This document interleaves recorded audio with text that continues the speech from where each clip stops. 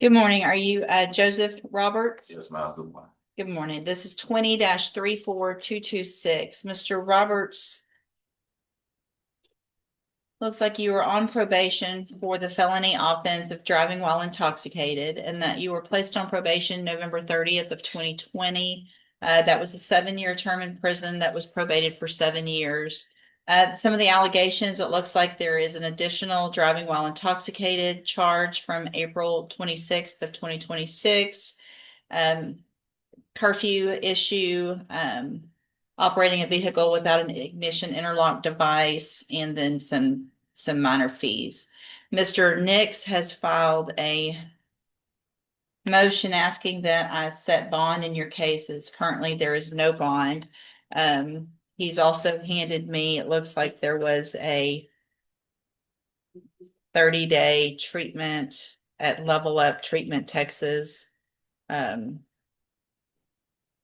that you went to April 26th through May 29th of this year. Mr. Roberts, best you can, raise your right hand, please, sir. Do you swear or affirm the testimony you're going to give in this hearing will be the truth, the whole truth, and nothing but the truth? Yes, ma'am. All right, thank you. Mr. Nix? Your Honor, we'd ask that the court set a reasonable bond. My client's willing to forfeit his right to drive. He would wear a scram device, comply with any curfew set by the court. As the court can see, he did not have any issues on the probation for several years until he picked up this new offense. It was not his vehicle. There were several other occupants in the vehicle, which would explain why he wasn't complying with the interlock device. He obviously knows that he made a pretty terrible mistake. And if the court will acknowledge, just 3 days after his arrest, he voluntarily did a month of inpatient rehabilitation.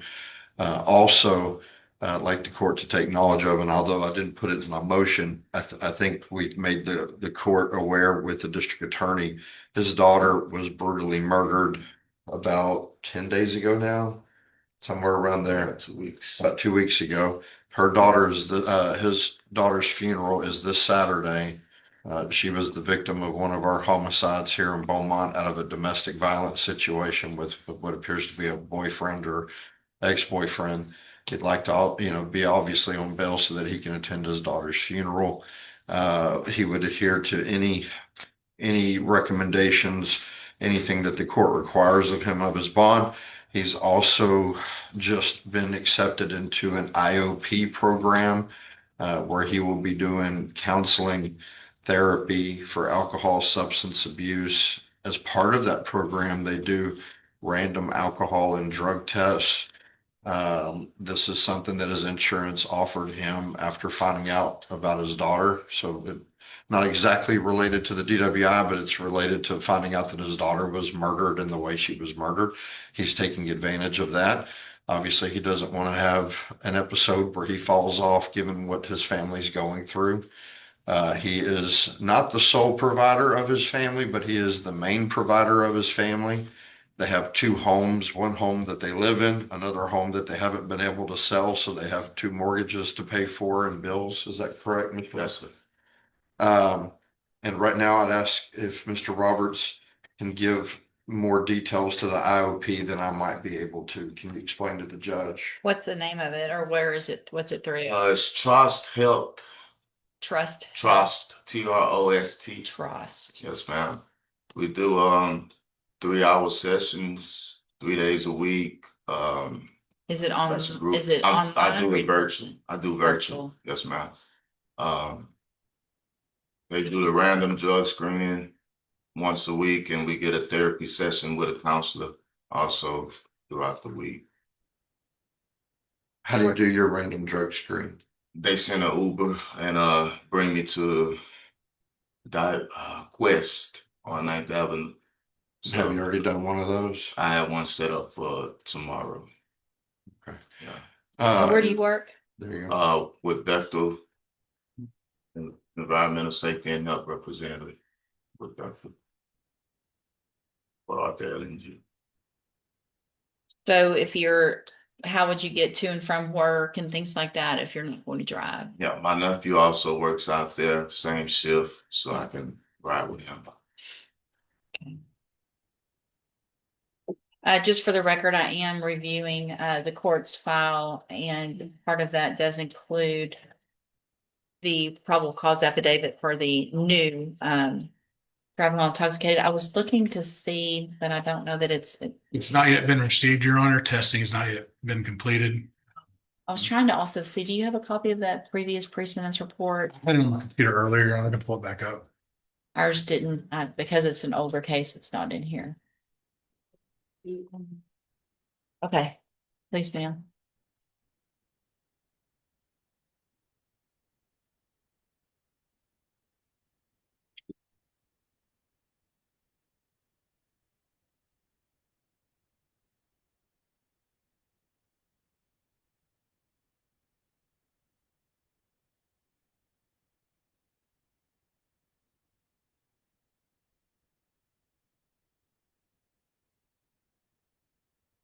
I guess an issue that I have that we're gonna have to talk about, so Mr. Roberts signed a no driving agreement with probation March 19th.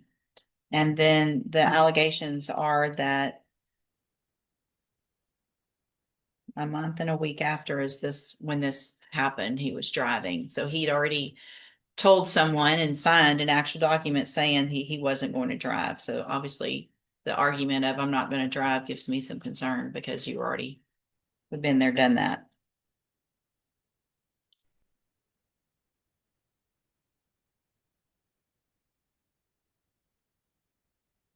How many set of keys do you own?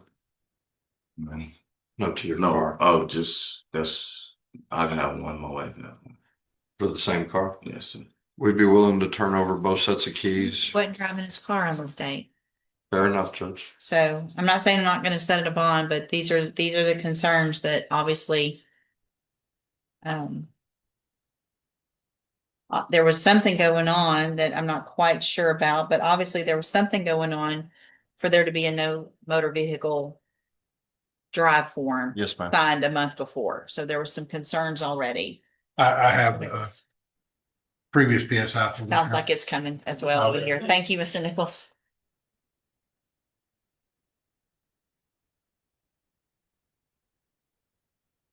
Take it.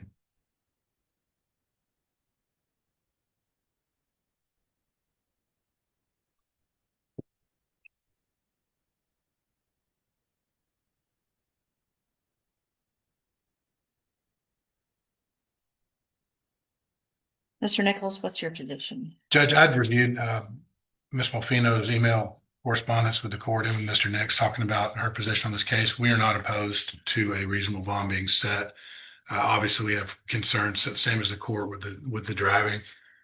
The court's biggest concern wasn't just alcohol. It was the fact that he had already signed a no-driving agreement and broke it just weeks later. That made this decision far more serious. I believe a scram will take care of any concerns about substance abuse, but there's just not an easy way to be completely certain about the driving. Given the circumstances, given his willingness to do what he's already done and what he's going through, that's why the state does agree for a reasonable bond in this case, Your Honor. Okay, so Mr. Roberts, I want to make sure you understand, I'm going to set a bond, and if you make that bond, there'll be some very specific conditions. Some of those conditions are conditions you already have on the probation. At this point, I understand that you're going through something very traumatic in your life, which tends to lead for people who have substance abuse or alcohol issues for those to get worse. If you don't take advantage of this opportunity while you're out on bond, I can assure you, you're not going to get any opportunity. You're going to be back in jail and you're going to be looking at going to prison for the 7 years that you've already agreed to on that underlying case and who knows what on the other. So this is make it or break it going to prison type thing, even though it's just a bond. Do you understand? Yes, ma'am. So what I'm going to do is grant the motion to set a bond in cause number 20-34226. I'm going to set the bond at $25,000. I am going to order as a condition of that bond that you wear a scram device at all times. If there is a positive alcohol screening, I will know about it. There will be a warrant. There will be no bond, and we'll be looking at that 7 years. It's that simple. Also, as a condition of that bond, you are not to drive any vehicle ever, period, under any circumstance. If you're with people and they're drinking, then you're not the one that drives.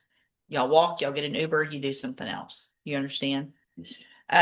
Also, I am going to order as a condition of your bond that you, and really, I want it to be a condition of probation as well, to modify your conditions of the probation you're currently on, to order that you can continue that program, the IOP through Trust Health.